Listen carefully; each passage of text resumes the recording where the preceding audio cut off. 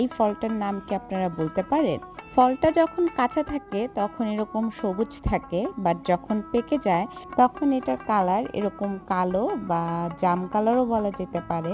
মানে কালো আর জাম কালারের মাঝামাঝি একটা কালার হয়।